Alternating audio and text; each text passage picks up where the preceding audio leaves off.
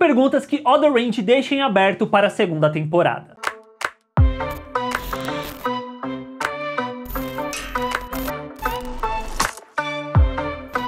Como funciona a viagem no tempo envolvendo o buraco? A série nessa sua primeira temporada não deixa muito claro exatamente qual que é a regra em torno da viagem no tempo envolvendo o buraco e a própria questão do solo, talvez devido a esse fator natural presente. Então pode ser jogado tanto para o passado quanto para o futuro e não dá para saber com exatidão quantos anos vão estar envolvidos nesse salto temporal, se vão ser poucos ou se vão ser muitos. Como vemos com Royal, que foi de 1886 para 1968, depois para um tempo no futuro, para então retornar para o seu tempo presente, ou então o corpo que vai para alguns dias no futuro depois de ser jogado. Porém, é curioso constatar que a série abre na sua primeira fala citando Cronos, que é um titã da mitologia grega, que é a personificação do tempo eterno e imortal. Se tal diálogo não foi colocado de maneira gratuita na série, que eu imagino que não seja o caso, pode ser que mais pra frente a gente veja outros elementos da mitologia grega sendo inseridos dentro dessa narrativa, até porque tem a questão do Kairos, que também é um deus que é uma personificação do tempo dentro da mitologia grega, só que ele é o oposto do que o Cronos representa, porque ele é o deus do momento oportuno, ou seja, é algo indeterminado no tempo. E até engraçado porque o buraco e o solo temporal, colocando assim, quanto o conceito de tempo acaba estando muito mais ligado à figura do Kairos do que exatamente a de Cronos. E ainda sobre a viagem no tempo, além do buraco, pelo jeito há uma outra forma de se viajar, que é a questão do solo meio que ser absorvido pela pele da pessoa, como a gente vê no episódio em que o Royal ele destrói lá o pingente da Autumn, ele coloca na mão e ele meio que é transportado, ele tem meio que um flash forward do momento em que ele acabou morrendo. 2. A Autumn é a Amy mais velha. Falando ainda sobre o buraco, de certa forma, no último episódio é revelado que a Autumn é a Amy mais velha, que aparentemente sumiu no rodeio após a Rebecca aparecer e levá-la.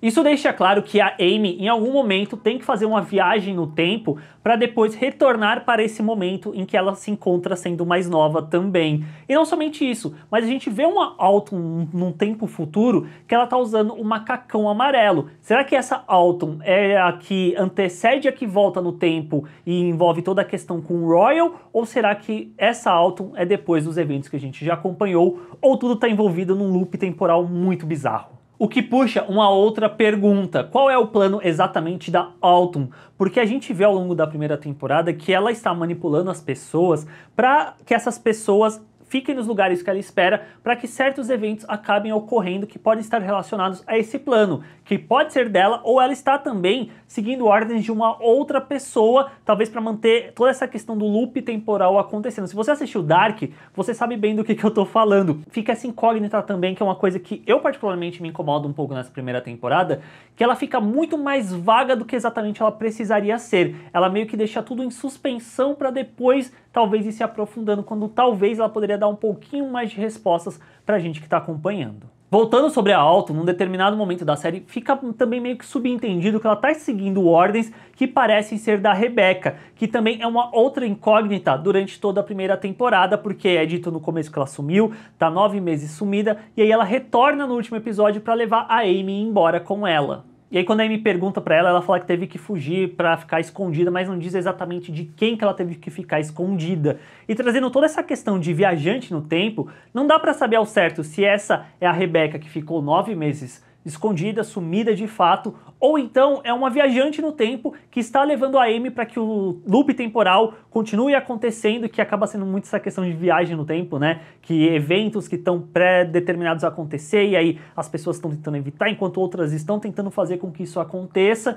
e pode ser uma Rebecca que está também dentro de um plano maior para que as coisas aconteçam da forma como é esperado, então ela precisa levar a filha junto com ela, e aí fica todos esses nós na cabeça que, como eu disse agora há pouco, a primeira temporada não ajuda muito em dar mais informações relacionadas a isso. 3. Para onde o Perry foi parar? Perry é um personagem que sofre ao longo de toda a temporada, né? Primeiro tem a questão do sumiço da Rebecca, depois a culpa pelo fato de ter matado um T. Larson, e aí quando tá chegando perto do final da temporada, a gente vê que a Autumn também começa a manipular ele, e ela tem uma conversa que ela fala a verdade sobre o Royal que a gente acaba não vendo. O Royal, por sua vez, conta a verdade para o filho sobre sua fuga de 1886. Porém, pelo jeito, a Autumn falou mais coisa ainda, já que o Perry fala o seguinte. She knows a lot of things. She said that Rebecca's not gone. That nothing's ever really gone. That there's a plan.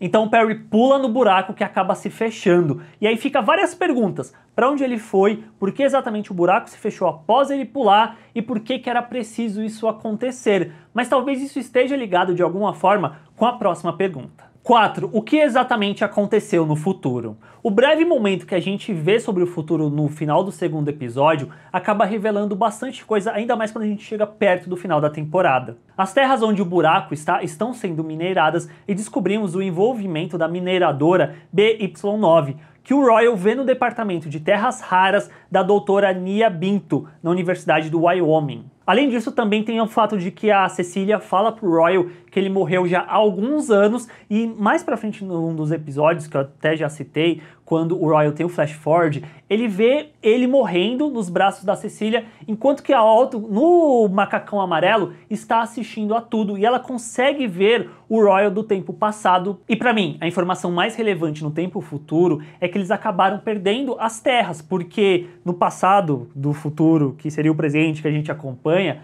a gente vê que a Cecília dá as terras dos Abbotts como garantia quando o Perry sai da cadeia. Só que aí ele pulando no buraco, ele não volta e ele não vai para o julgamento lá que tinha que acontecer. Então as terras vão a leilão. E como os Tilersons queriam tanto essas terras, pode ser que eles conseguiram e aí passaram a mineirar junto com a mineradora BY9. E talvez toda essa mineração esteja envolvida com alguma forma de tentar lucrar, de monetizar a questão da viagem no tempo, tanto por conta da Terra mesmo, do espaço, quanto do minério mesmo, do solo, que você vê que ele tem alguma propriedade temporal ali presente nele. O que vai ser muito interessante se for explorado mais isso daqui pra frente ao longo da série, caso ela seja renovada, logicamente, que acaba me lembrando muito até mesmo aquele filme com Justin Timberlake, O Preço do Amanhã, que também tem alguma questão do tempo, de você viver mais tempo, mas para isso você precisa ter dinheiro para pagar por esse tempo.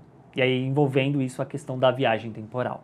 5. E os búfalos? Ao longo da primeira temporada, a gente vê um búfalo que tem duas flechas, sendo que uma é tirada pela Autumn e a outra é tirada pelo Royal. Porém, a xerife Joy vai investigar uns tais animais que um morador da cidade menciona e ela acaba se deparando com centenas de búfalos. Pela montagem, dá a entender que isso aconteceu antes, mas na verdade pode ser depois que o Luke cavando libera uma passagem temporal de onde esses animais passaram. E eu fui dar uma pesquisada e eu vi que no século XIX havia em torno de 30 a 60 milhões de búfalos nos Estados Unidos e que eles quase foram extintos, chegando a no máximo 400. E essas são as perguntas que Alder Range deixa em aberto para a próxima temporada. Se tem alguma que eu não falei, deixa aí nos comentários, vamos especular, teorizar sobre a série. Se você gostou, deixa aí nos comentários para eu saber também. Assina o canal para fazer parte aqui da comunidade. Se você curtiu o vídeo e quiser deixar um like, isso ajuda demais e a gente se vê na próxima.